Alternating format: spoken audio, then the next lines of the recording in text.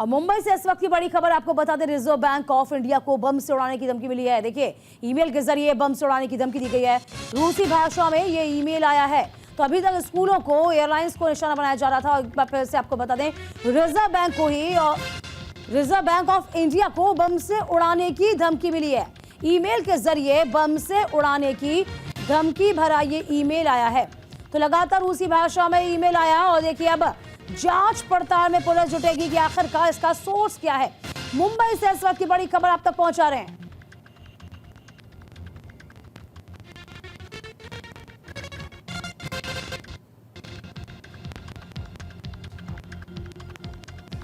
तो ईमेल के जरिए बम से उड़ाने की धमकी, रिजर्व बैंक ऑफ इंडिया को रूसी भाषा में यह मेल आया है।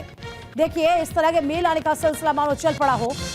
जो बीते एक साल में यदि आप नजर दौड़ाएंगे तो पूरे साल भर में लगभग 3 से 4 बार ऐसे कॉल्स आ चुके हैं जिसमें इंडियन एयरलाइंस का जिक्र किया जाए, एविएशन का जिक्र किया जाए। वहां भी फ्लाइट्स को उड़ाने की धमकी दी गई थी और काफी नुकसान उस वक्त भी झेला था तमाम फ्लाइट्स ने, तमाम कंपनियों ने झेला था। उसके बाद अब देखिए, आज भी ईमेल आया, बच्चों के लिए और स्कूलों को खाली कराया गया।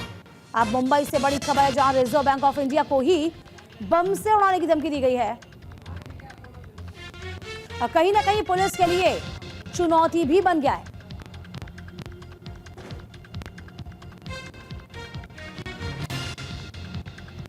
हालांकि सोर्स का पता लगाया जा रहा है कि कहां से ये मेल जारी हुआ है।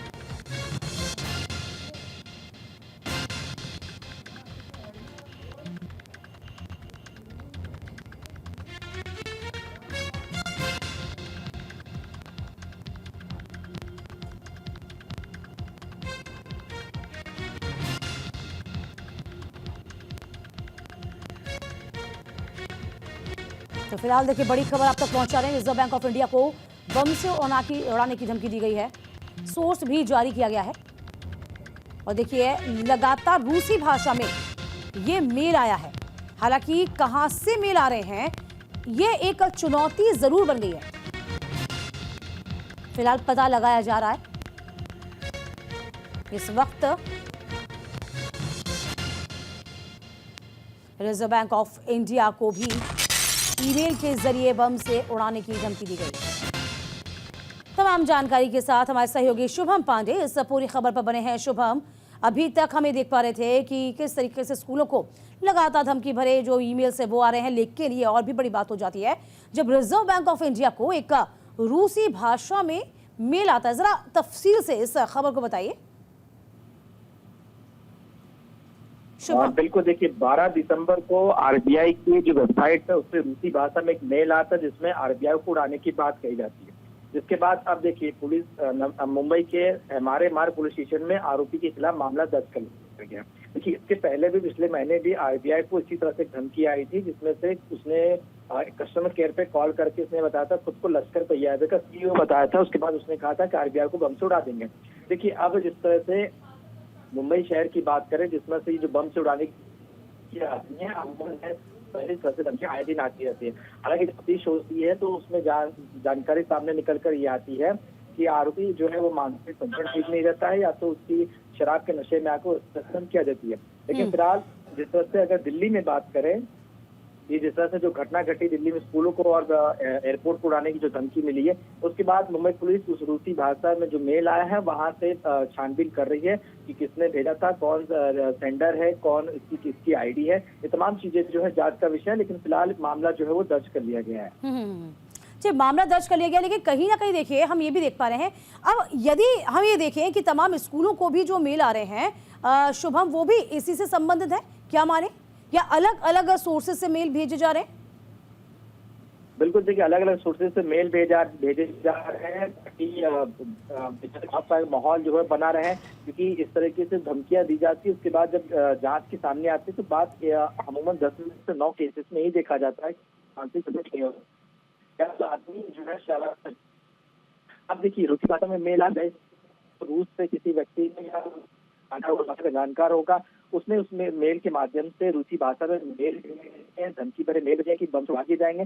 जाहिर सी बात है, चिंता का विषय होगा और देखना होगा कि मेल क्या वाकई में रूस से आया है, क्या कोई इंडिया में रहकर रूस भाषा है, ये जांच का जो है विषय है।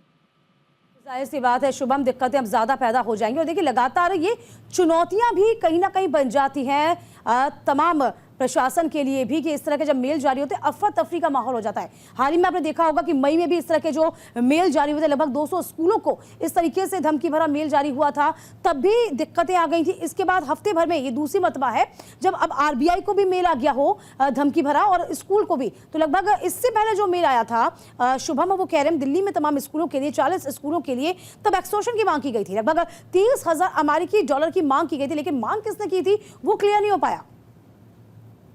देखिए बिल्कुल जांच एजेंसी के सामने बड़ा चुनौती हो जाता है कि इस तरह से मेल आ जाते हैं। देखिए जो दिल्ली में घटना उठी थी उसमें 44 स्कूलों को इसी प्रकार से मेल हुए थे। उसके बाद जांच जो है इसमें अभी भी चल रही है। देखिए आरबीआई में भी पिछले हफ्ते कॉल आए थे, पिछले महीने में कॉल आए थे, जिसमें खुद को लश्कर तैयबा का सीईओ बताया था, लेकिन जांच में पता चला कि ऐसा कुछ था नहीं, उसने किसी नशे में या किसी अन्य संगठन से जुड़ा था, उसने धमकी दी थी। अब ये जो मेल आया है ये भी जांच का विषय। देखिए इस तरह से जो धमकियां जाती हैं डर का माहौल पैदा क्रिएट करने के लिए या खबरों में सुर्खियां बनाने के लिए, कि हेडलाइन बनने के लिए, कि इस तरह की धमकियां, ताकि लोगों के अंदर डर का माहौल बना रहे, इस तरह से भी धमकियां ये जो दी जाती है। देखिए मुंबई शहर में इस तरह से धमकियां, चाहे एयरपोर्ट हो, चाहे रेलवे स्टेशन हो, चाहे अन्य जो चीजें हैं जो पब्लिक प्लेसेस है, वहां पर भी इस तरह की धमकियां पहले भी आ चुकी हैं। लेकिन जांच में सब कुछ पता चलता है तो शराब आरोपी नशे में होता है या किसी बड़े शख्स को फोन करके जान से मारने की धमकी भी दी जाती है, चाहे सलमान खान हो, चाहे अंबानी अडानी हो, इस तरह से भी धमकियां आ जाती हैं। तो कुल मिलाकर जांच का विषय होता है। जब जांच होती है तो उसमें यही पता चल पाता है कि ऐसा कुछ होता नहीं, मानसिक संतुलन ठीक नहीं होता, या फिर फ्रस्ट्रेशन में आके या फिर गुस्से में आके वो इस तरह से मेल या तो फोन कॉल करता है। शुभम, चलिए बहुत शुक्रिया आपका तमाम जानकारी देने के लिए। तो फिलहाल आपको बता दें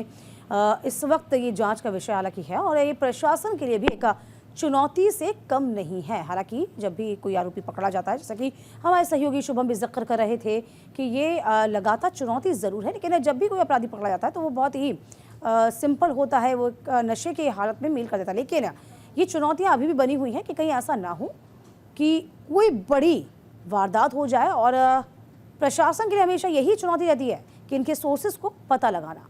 इस बीच माहौल जो है वो अफरा तफरी ज़रूर मच जाती है, ये बात श्योर ज़रूर है। जैसे कि स्कूलों का हम जिक्र करते हैं तो स्कूलों में अभिभावक चिंतित हो जाते हैं, उनकी पढ़ाई जो है, जो स्टूडेंट्स हैं उनकी पढ़ाई भी प्रभावित होती है।